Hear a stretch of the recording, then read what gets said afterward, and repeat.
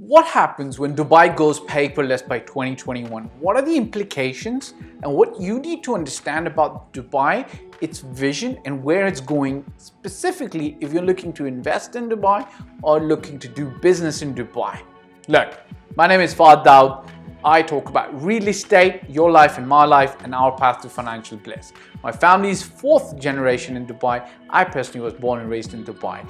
I've been doing real estate for a long time. I'm also the author of The Intelligent Real Estate Investor. You can buy it off Amazon. There's going to be a link at the bottom if you want to work specifically with me. If you're looking at investments in Dubai, specifically real estate, there is a methodology that I apply that's a proven system to help you make sure that you're making money when you're investing in real estate. Okay, you can reach out to me and we can work together. If you've got a general comment or a general question, you can put it in the comment section, and I do make it part of my YouTube roster to answer questions that are going to be beneficial for everybody else as well. Check this out. So how does it help with Dubai? They're going to be getting rid of 1 billion pieces of paper that are used by the various Dubai entities for all the transactions, receipts, etc. that they do over a period of a year, right? And they're going to do this by 2021. How does that affect you, affect me? How does it affect services, so on and so forth? You gotta understand Dubai's mentality when you're trying to interact with Dubai, invest in Dubai, trying to find a job over here, so on and so forth. And this going paperless was even before the global pandemic situation. But now that the pandemic's here, it's even more of a necessity, a requirement of moving a lot of services online and making sure that they get delivered in a seamless way to residents, expats, everybody who lives or interacts with Dubai.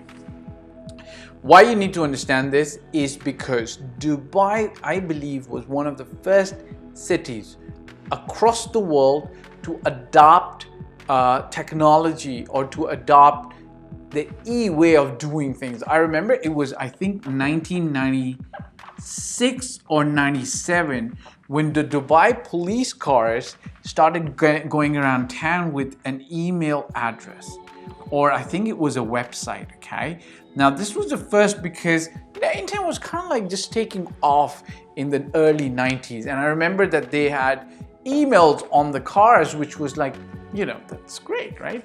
Because email was kind of like a novelty at that time, like in early 96, 97.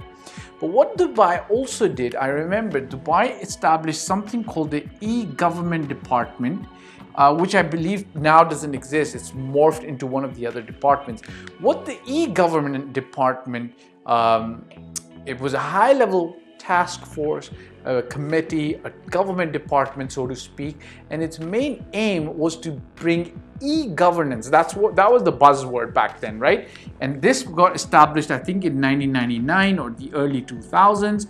And the buzzword, I wouldn't call it a buzzword. The main thing that they wanted to do with this was to transform all the services that get done in the government and make them electronic, or they used to call it e basically, essentially, you know, e comes from e-commerce. I don't know why e. I think it was like electronic commerce, which today doesn't really make a lot of sense because we don't do e-commerce, we do online shopping. So it should have been o-commerce, but anyways, that's a little bit of a side tidbit. So what they wanted to do was they want to make all government services e-enabled. Back in the 1999-2000, they started doing this, right?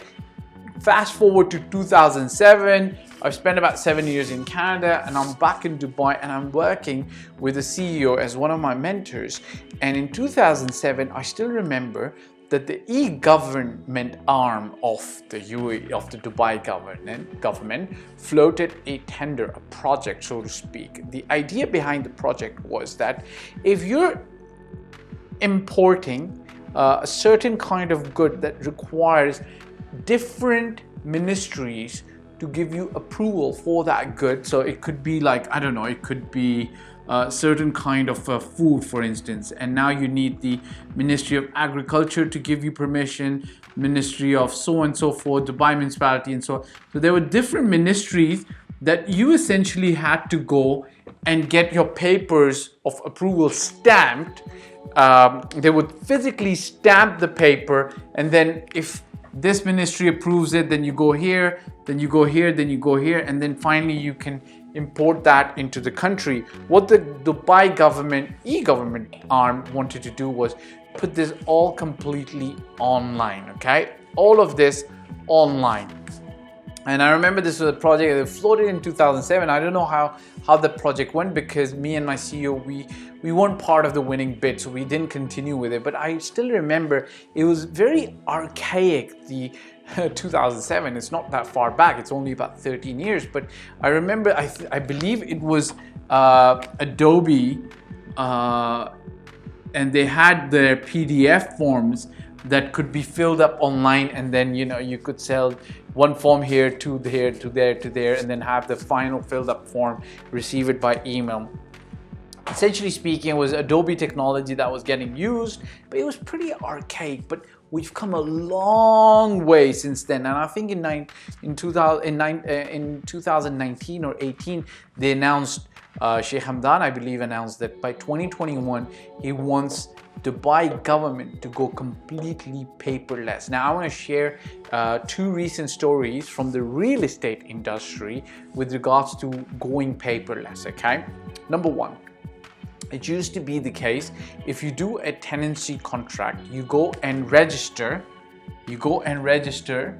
at the Dubai government department, okay? It's called Ijari, and you had to show them physically all your documents, right? And they used to scan them. And then when you went to go and do your electricity connection, it's called Diva, you had to essentially physically go and give all your documents again here. So you go give it to one government entity, and then you go and give it to another government entity. And then Diva put things online, so you go and give it to one government entity, and then you upload the documents to another government entity. Well, what they've done most recently is now they're talking together, and if you upload the documents here, they automatically get uploaded here, because why make you repeat your stuff, right? Why make you do the same thing twice? So if you apply here, the documents get uploaded here, and you basically essentially just pay to get your deposit done and your connections done. Boom. Another transaction that I recently witnessed.